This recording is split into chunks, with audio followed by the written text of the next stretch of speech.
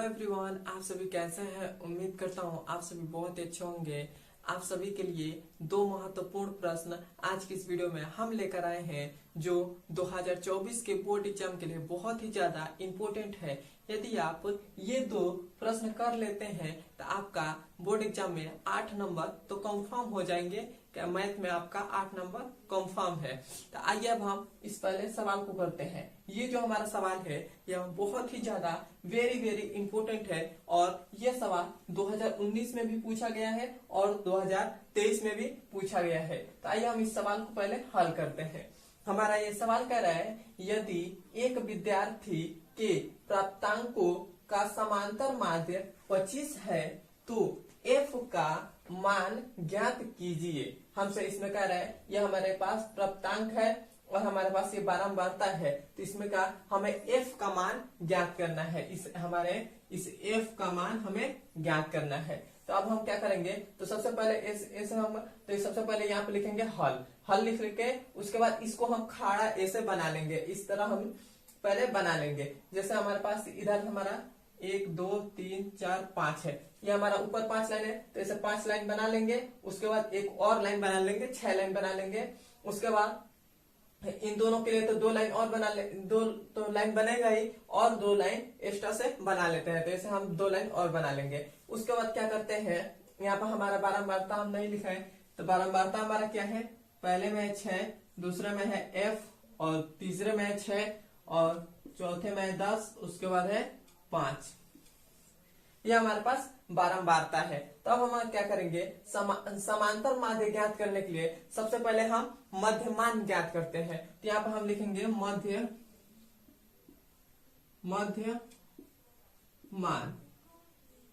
मध्यमान कैसे हम ज्ञात करेंगे, तो मध्यमान कैसे ज्ञात करते हैं, ये जो हमारा प्राप्तांक है, प्राप्तांक इन दोनों को हम जोड़कर मतलब 10 और 0 को जोड़ेंगे, 10 और प्लस में 0 को जोड़ेंगे तो 10 ही आएगा। अब हम 10 का 2 से भाग करेंगे, तो हमारे 2 से जब भाग करेंगे तो हमारे पास कितना आ जाएगा, 5 आ जाएगा। तो हमारा 5 आ जाएगा, तो यहाँ पर हम लिखेंगे 5।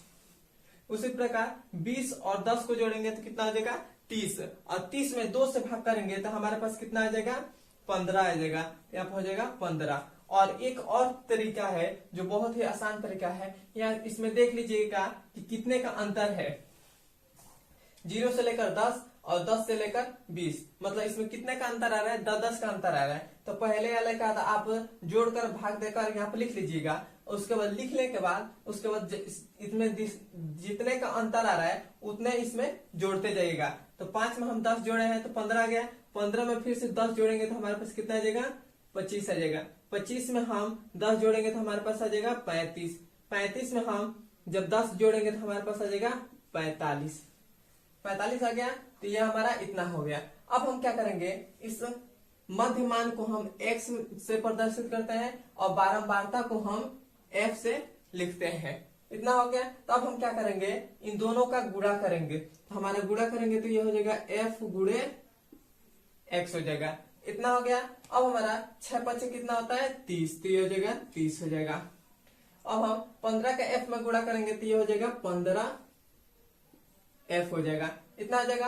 अब हम 25 का 6 में गुणा करेंगे तो हमारे पास कितना हो जाएगा, तो 6 5 30 के 0 और 6 दूना 12 और 12 और 3 कितना होता है, 15, तो ये हो जाएगा 15, मतलब 150 हो गया। अब हम 10 का 35 में गुणा करेंगे तो 10 5 50 के 0 5 हासिल और 10 के 30 30 5 35, तो ये हो गया 350। अब हम 45 से 5 में गुणा करेंगे तो कितना हो जाएगा, 5 5 25 का 5 2 हासिल और 5 को 20 और 2 22, ये हमारे पास आ गया 225। इतना अब हमारे पास आ गया। अब हम क्या करेंगे, इन सबको जोड़ लेंगे। तो हम इसको जोड़ते हैं तो इसको हम प्रदर्शित करते हैं, लिखते हैं sigma f i x i। इसको हम इससे लिखते हैं तो यह हो जाएगा हमारा सिग्मा fi और xi हमारा हो जाएगा। यहाँ पर हम जब हम इन सबको जोड़ेंगे तो हमारे पास कितना आ जाएगा, ये तो हमारा 15f है तो ये हमारा हो जाएगा 15f हो जाएगा। इतना हो गया।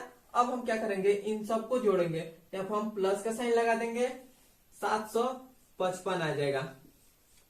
755 आ गया। जब हम इन सबको हम टोटल जोड़े, इसको हम अब जोड़ेंगे तो क्या हो जाएगा, 6 6 12 हो जाएगा, और 12 और 10 कितना हो जाएगा, 22 हो जाएगा, 22 और 5 कितना हो जाएगा, 27 हो जाएगा। तो यहाँ पर हम लिखेंगे, इसे हम प्रदर्शित करते हैं सिग्मा एफ आई, तो ये हो जाएगा 27 और प्लस में हो जाएगा, ये एफ है तो एफ हो जाएगा, यहाँ पर हो जाएगा एफ। अब हम क्या करेंगे,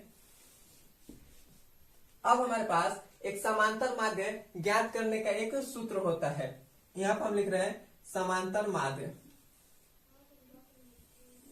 समांतर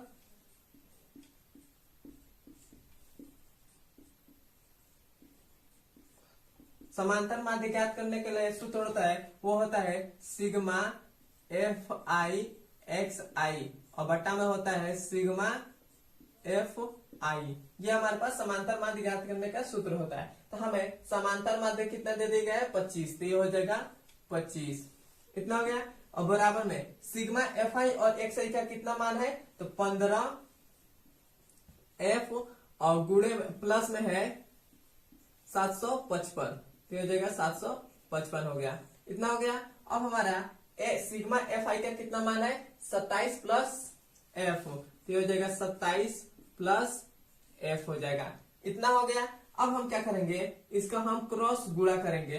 तो जब हम 25 इसमें का इन दोनों का हम क्रॉस गुणा करेंगे और इन दोनों का क्रॉस गुणा करेंगे, तब हम इन दोनों का क्रॉस गुणा करेंगे तो ये हो जाएगा 25 और कोष्ठ में हो जाएगा 27 प्लस एफ हो जाएगा, इतना हो गया। और बराबर में इसका गुणा करेंगे तो ये हो जाएगा 15 एफ प्लस 755, इतना हो गया। अब हम क्या करेंगे, अब हम इन दोनों का इसमें गुणा करेंगे, तो इन दोनों का हम गुणा करेंगे तो ये क्या हो जाएगा, हमारे यहाँ पर हम गुणा कर ले रहे हैं, ये है 27 और ये है 25, तो ये हो जाएगा 5 7 35 का 5, 3 हाथ से, और 5 दूना 10 का 0 और 10 और 3 कितना हो जाएगा, तो 33 13 हो जाएगा, तो यहाँ हो गया 13। अब हम 2 7 14 का 4, एक हाथ से 2 दूना 4, एक 5, तो ये हमारे पास आ गया 5 और 4 3 7 और ये हो जाएगा 6, तो ये हमारे पास आ गया 675,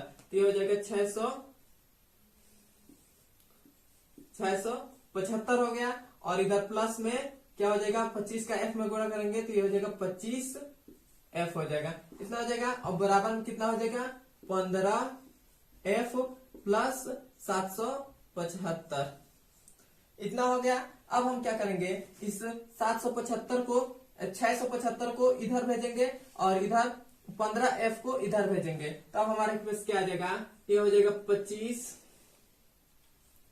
25 एफ और माइनस में हो जाएगा 15 एफ और इक्वल टू क्या हो जाएगा। अब हम इसको इधर भेजेंगे तो इधर तो हमारा 755 था, तो ये हो जाएगा 755 और माइनस में क्या हो जाएगा 675, इतना हो गया। अब हम इन दोनों को घटा देंगे, तो यहाँ पर देखिए, यहाँ पर 25 एफ में से जब हम 15 एफ को घटाएंगे तो हमारे पास कितना आ जाएगा, हमारे पास आ जाएगा 10 एफ आ जाएगा, 10 एफ आ गया।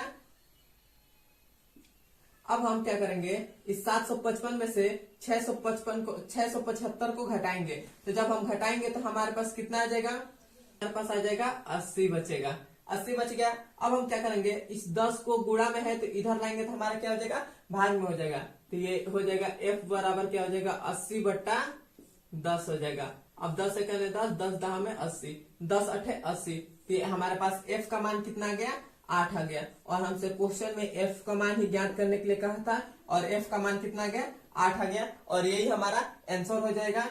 अब हम चलते हैं इसके दूसरे नंबर सवाल पर। यह है हमारा दूसरा नंबर सवाल। दूसरा नंबर हमसे सवाल कह रहा है, यदि एक वृत्त का परिमाप और क्षेत्रफल संख्यात्मक रूप से बराबर है तो उस वृत्त की त्रिज्या ज्ञात कीजिए। हमसे इस क्वेश्चन में कह रहा है कि जो वृत्त का परिमाप है और उसका क्षेत्रफल है दोनों बराबर हैं, तो हमें वृत्त का त्रिज्या ज्ञात करने के लिए इस क्वेश्चन में कह रहा है। तो हम यहाँ पर लिखेंगे, सबसे पहले तो हम हल लिखेंगे यहाँ पर। हल लिख लेंगे। उसके बाद हमें क्वेश्चन में क्या दिया है कि वृत्त का परिमाप, तो हमें वृत्त का परिमाप और क्षेत्रफल संख्यात्मक रूप से बराबर है। तो हम यहाँ पे लिखेंगे वृत्त का परिमाप, ये हो गया वृत्त का परिमाप। और हमसे कहा है कि इसका क्षेत्रफल बराबर है, तो यहाँ पे हम लिखेंगे वृत्त का क्षेत्रफल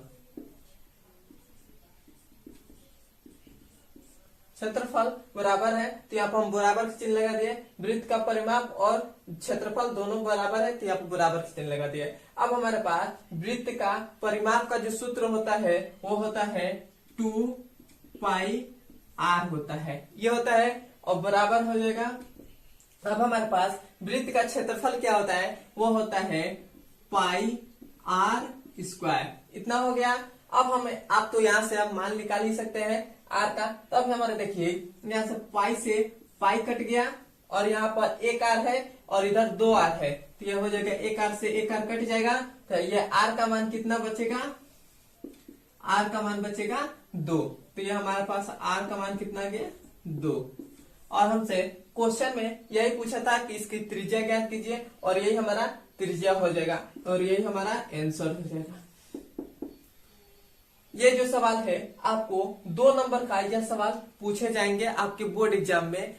यदि आपको यह सवाल समझ में आया है तो वीडियो को लाइक और सब्सक्राइब और कमेंट में बताएं कि वीडियो आपको ये कैसा लगा है। ऐसे ही वीडियो देखने के लिए हमारे चैनल को सब्सक्राइब कर दीजिए।